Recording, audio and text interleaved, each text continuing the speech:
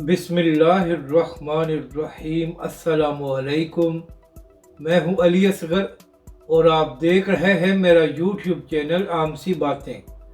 बिजली के बिलों में इजाफा, अवाम की मुश्किलात और तहरीक लब्बैक पाकिस्तान की अहम प्रेस कॉन्फ्रेंस, इस वीडियो में हम इसी के मुतालिक बात करेंगे।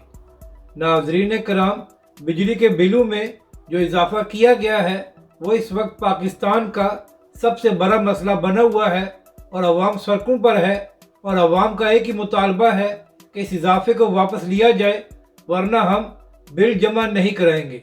कल इसी हवाले से जमात इस्लामी की जानब से प्रोटेस्ट भी किया गया और इसके साथ साथ जमात इस्लामी ने यह भी ऐलान किया हुआ है कि 2 सितंबर को वो हड़ताल करेंगे।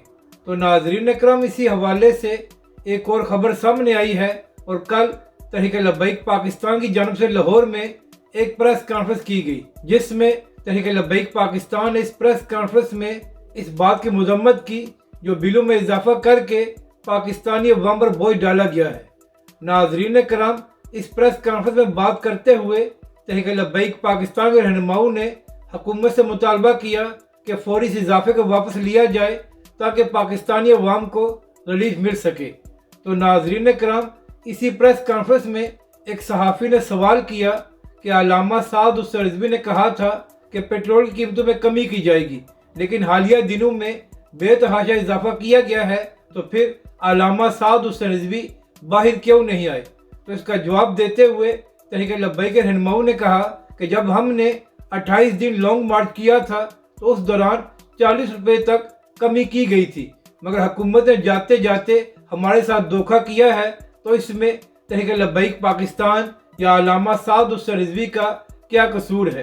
तहरीक लब्बैक पाकिस्तान ने 28 दिन लॉन्ग मार्च किया था और हुकूमत के साथ एक मुआहदा भी हुआ था और उसके बाद कीमतों में कमी की गई थी, मगर हमेशा की तरह हुक्मरानों ने जाते जाते तहरीक लब्बैक पाकिस्तान के साथ वादा खिलाफी की है। तो इसकी जिम्मेदार तहरीक लब्बैक पाकिस्तान या अल्लामा साद उस रिजवी नहीं, बल्कि वो लोग हैं जो हुकूमत में थे।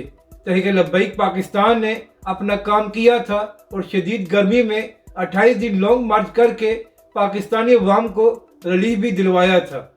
अपनी राय का ज़रूर इजहार करें कि आपको ये वीडियो कैसी लगी और हमारे इस चैनल को भी सब्सक्राइब करें।